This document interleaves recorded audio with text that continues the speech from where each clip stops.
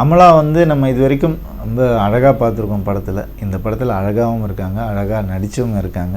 So வந்து இனிமேல் அவங்க வர ரோல்ஸ் எல்லாமே ஒரு கேரக்டர் பேஸ்ட் ரோல்ஸாக இருக்கும். அந்தளவுக்கு அழகாக இந்த கேரக்டரில் பொருந்திருக்காங்க.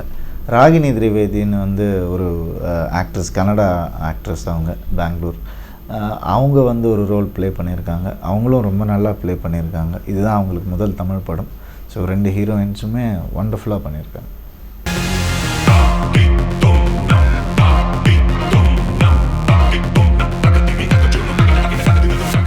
கனி அண்ணன் அவர் வந்து எனக்கு ஒரு பெரிய சப்போர்ட்டாகவே இருந்தார் படம் ஸ்டார்ட் டு ஃபினிஷ் வரைக்கும். அவரோட நேச்சர் எனக்கு ரொம்ப பிடிக்கும். ரொம்ப ஃப்ரெண்ட்லி நேச்சர். ஆர்டிஸ்ட் கிட்ட ரொம்ப கோவப்பட மாட்டார், வருத்தப்பட மாட்டார், எதுவுமே இல்லை. எப்படி வேலை வாங்கணுமோ அப்படி வேலை வாங்குவார். அது வந்து ஆர்டிஸ்ட்டுக்கு வந்து, ஆக்டர்ஸ்க்கு வந்து ரொம்ப ஒரு ஹெல்ப்ஃபுல்லாக இருக்கும். அது ஏன்னா மைண்ட் ஃப்ரீயாக இருக்கும் போது தான் க்ரியேட்டிவிட்டி கொஞ்சம் வரும். ஸோ அந்த வகையில் அவரும் ஒரு நடிகர்ன்றதுனால அவருக்கு தெரியும் எந்த அளவில் வந்து இந்த அளவுக்கு தான் கஷ்டப்படுத்தணும், இதுக்கு மேலே போகக்கூடாதுன்றது நல்லா தெரியும். அது மட்டும் இல்லாமல் எது ஒரு ஷார்ட் வச்சா கூட அதில் என்ன கஷ்டம் இருக்குன்னு தெரிஞ்சவர். ஸோ அவர் முதல்ல பண்ணி பார்ப்பார். அதை பண்ணி பார்த்துட்டு அதுக்கப்புறம் தான் இது ஓகே அப்படின்வார். ஸோ அதனால் எங்களுக்கு வந்து எந்த ஒரு ப்ராப்ளமுமே இல்லை. ஒரு நல்ல ஒரு ஃப்ரெண்ட்லி ரிலேஷன்ஷிப் எனக்கும் அவருக்கும் கிடச்சிது. நான் இன்றைக்கும் அவர் அண்ணன் தான் கூப்பிட்டுருக்கேன். ஸோ நிச்சயமாக இந்த படம் நிமர்ந்தனன் அவருக்கு வந்து ஒரு பெரிய சக்ஸஸ் கொடுக்கும்.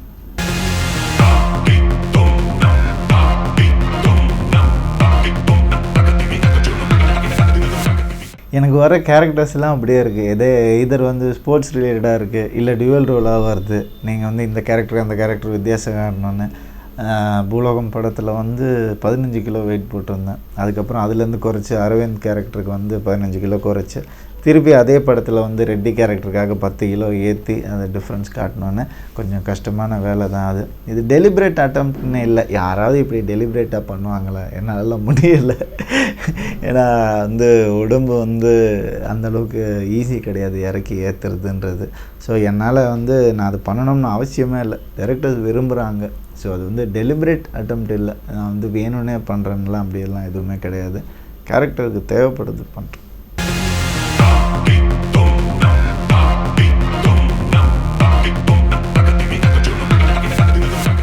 எனக்கு வந்து ஒரு டிரெக்ஷன்றது வந்து எனக்கு எந்த டிரெக்ஷனில் நான் போயிட்டுருக்கேன் ஆஸ் அன் ஆக்டராக அப்படின்னு கேட்டால் எனக்கு ஒரு ஆன்சர் இல்லை. ஏன்னா எல்லா டிரெக்ஷன்லேயும் போனோம், அப்போ தான் முழுமையான ஒரு ஆக்டர். ஸோ இந்த ஒரு டிரெக்ஷனில் போட்டால் அந்த இமேஜில் வந்து ஸ்டக் ஆகிடுவோம். அதுலேருந்து வெளியே வர்றது ரொம்ப கஷ்டம். அதனால எனக்கு எல்லா என்ன சொல் ஜானர் ஆஃப் ஆக்டிங்கும் பண்ணணும்னு தான் ஆசை. நான் திடீர்னு பேராண்மை பண்ணிட்டு எங்கேயும் காதல் பண்ணேன், அப்புறம் தில்லாலங்கடி பண்ணேன், அப்புறம் வந்து பூலோகம் பண்ண, ஆதி பகவான் பண்ணுறேன், இப்போ நிமர்ந்தனன் பண்ணுறேன். அது பல டைரெக்ஷன்ஸில் இருக்குது. அதனால் எனக்கு அதுதான் என்னோடய டைரெக்ஷன் நினைக்கிறேன். Maybe going into different direction is my direction.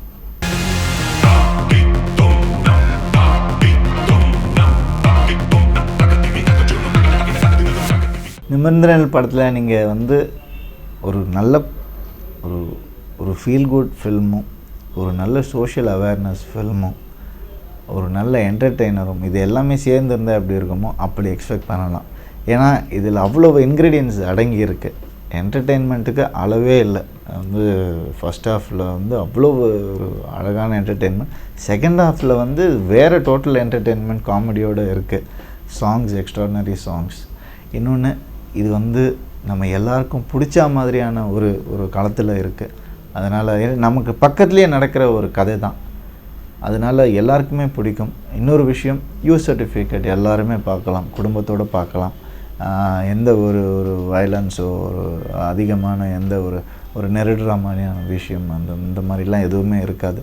So இது வந்து ஃபேமிலி ஃபில்ம். கண்டிப்பாக ஃபேமிலியோடு பார்க்கலாம். எனக்கு ஒரே ஒரு ரிக்வெஸ்ட் தான், தியேட்டரில் போய் படம் பாருங்கள், திருட்டு விசிட்டியில் பார்க்காதீங்க. அது வந்து எங்களுடைய உழைப்பு, அதுக்கான மதிப்பு நீங்கள் தான் தரணும்.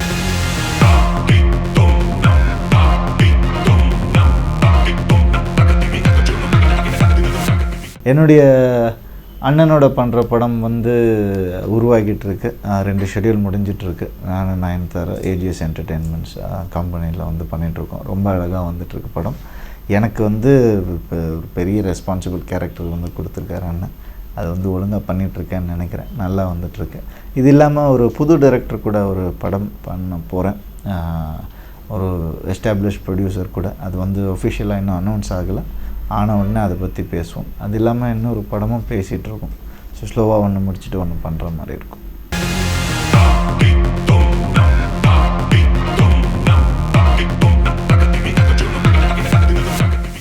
காம்படிஷன் வந்து இருந்தால் தான் வந்து லைஃப்பில் வந்து முன்னேற முடியும்.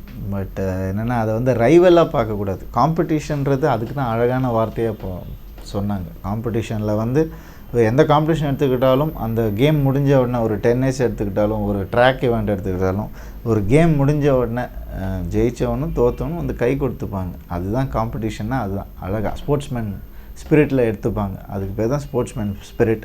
ஸோ வந்து நான் வந்து என் ஜென்ரேஷன் ஹீரோ படம் நல்லா ஓடினா நான் போய் கை கொடுப்பேன். அவர் எனக்கு வந்து கை கொடுப்பார் என் படம் ஓடினா. ஸோ இந்த மாதிரி ஒரு ஸ்போர்ட்ஸ்மேன் ஸ்பிரிட் இருக்கிறதுனால தான் நாங்கள் எல்லாம் ஃப்ரெண்ட்ஸாக இருக்கோம். ஸோ வந்து ரைவலாக என்றைக்குமே பார்த்தது கிடையாது. சினிமா வந்து நல்லா இருக்கணும், நம்ம சினிமாவில் இருக்கணும்னா எல்லார் படமும் ஓடினா தான் அது இருக்க முடியும். அப்போ தான் வந்து அந்த ஹோல் பிஸ்னஸ் நல்லாயிருக்கும், சினிமான்ற இண்டஸ்ட்ரி நல்லாயிருக்கும்.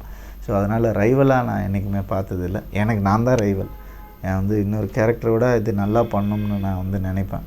பேராண்மையோட தில்லாலங்கடி நல்லா பண்ணணும், தில்லாலங்கடி ஆதி பகவான் நல்லா பண்ணணும், அதை விட நிபந்தனைகள் நல்லா பண்ணணும், இப்படி தான் நான் நினைப்பேனே தவிர மற்றவங்கள விட நான் நல்லா பண்ணணும்னு அது நினைக்கிறதுக்கு தேவையில்லை.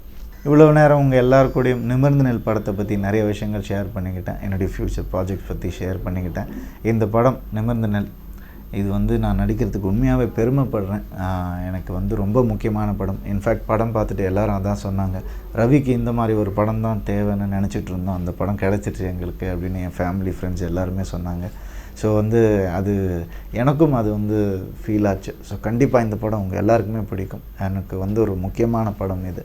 தியேட்டரில் போய் பாருங்கள், திருட்டு விசிறியில் பார்க்காதீங்க. எங்களுடைய உழைப்பு அதுக்கான மரியாதை கொடுங்க. நன்றி.